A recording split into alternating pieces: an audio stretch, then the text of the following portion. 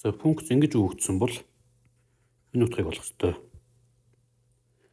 За өгөгдсөн байгаа энэ нөхцлөөс бид нэр ямар нэгэн байдлаар f(x) гэдэг функцийг олоход хэцүү.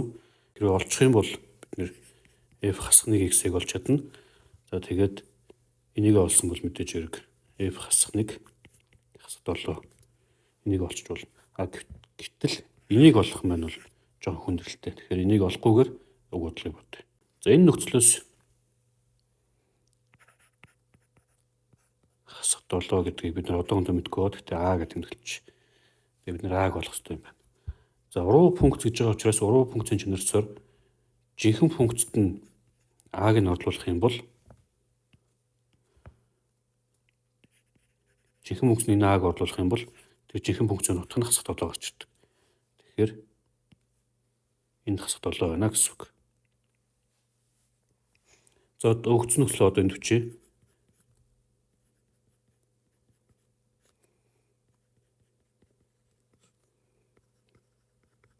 За ийм ба. Тэгэхээр яах вэ гэхээр энэ хасах 7-ыг энтэй тэнцвүүлчих. Өөрөөр хэлэх юм бол x-ийн оронд хэдийг орлуулах юм бол хасах 7 гарах вэ гэдгийг бодоод олчих.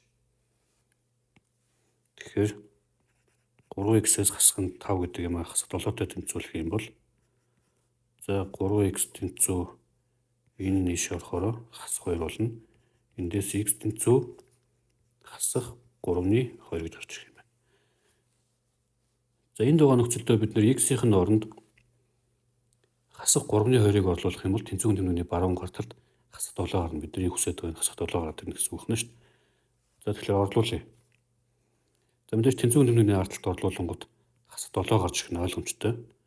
Харин тэнцвүүн тэмдэгний урт талд нь юу гарч ирэх вэ гэхээр 5-ыг үржих нь хасах 3-ны 2 нэмэх нь 1 хуваах нь 4-ыг үржих нь хасах 3-ны 2 хасах нь 9.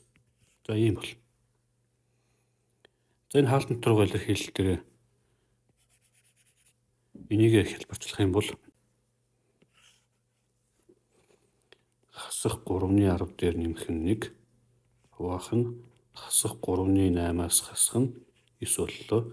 За дээдлээ бол хасах 3-ны 7 болох нь доотлолтой болохоор хасах тэмдэгтээ 3-ны 35 болно. За хасахын нэмэх болно. Түүнээс гадна энэ хоёрын хоорондоо урагдчихна. Ингээд энэ бол 5-ны 1 гарч иж байна. 35-ны 7 гэдэг чинь урагдаад 5-ны 1 болно гэсэн үг. За өөрөөр хэлэх юм бол манай бодлого маань юу болж байна вэ гэхээр